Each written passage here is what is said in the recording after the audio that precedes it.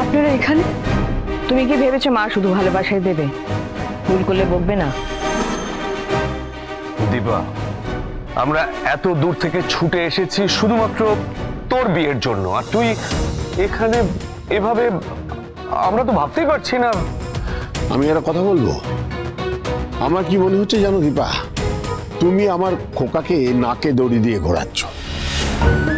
তুমি যেটা করছো সেটা করে কি লাভ হচ্ছে তুমিই জানো। ওয়েট ওয়েট ওয়েট, অর্জুনকে একটা পরীক্ষা দিতে হবে।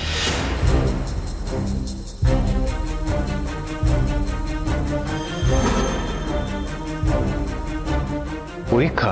হ্যাঁ পরীক্ষা। অর্জুন, তোমার মনে আছে একদিন দীপার বাবা আর আমি গিয়ে তোমার সামনে দাঁড়িয়ে বলেছিলাম, তুমি যদি দীপার জীবনে ভালোবাসার প্রতি বিশ্বাস আবার ফিরিয়ে দিতে পারো তাহলে আমরা দীপাকে তোমার হাতেই তুলে দেব। তুমি ভালোবাসার উপর ওর বিশ্বাসটা ফিরিয়ে দাও অর্জুন। আর সেদিন তুমি পারবে, সেদিন এই আমি নিজে দাঁড়িয়ে থেকে তোমাদের চার হাত এক করব। কিরে, অর্জুন কি হেরে গেছে? চুপ করে থাকিস না। অর্জুন কি পারেনি তোকে ভালোবাসার উপর বিশ্বাস ফিরিয়ে দিতে? না না, তুই পরিষ্কার করে আমাদের সামনে সত্যি কথাটা বল, তাহলে আমি কথা দিচ্ছি আমরা আর কোনোদিন কখনো তোকে বিয়ের জন্য জোর করব না।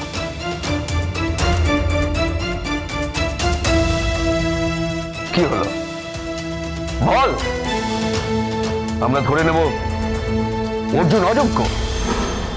আমাদের সামনে মন খুলে কথা বলো, তোমার মন যা চাইছে সেটাই হবে দীপা। চুপ করে আছো মানে কি? সত্যি অর্জুন অযোগ্য? না,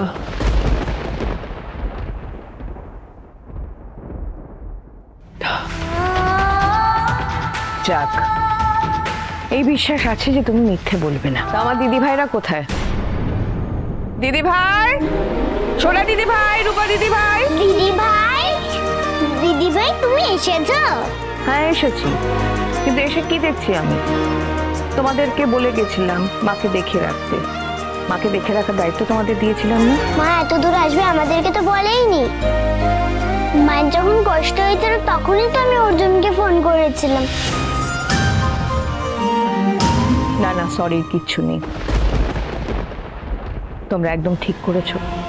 পাতে ম্যামকে বলেছিল না জানলে অর্জুন খুব টেনশন করবে। ঠিকই তো বলেছে, শুধু অর্জুন নয়, সকলে টেনশন করছিল তোমরা কোথায় আছো সেটা জানার জন্য। অর্জুন, এদিকে এসো।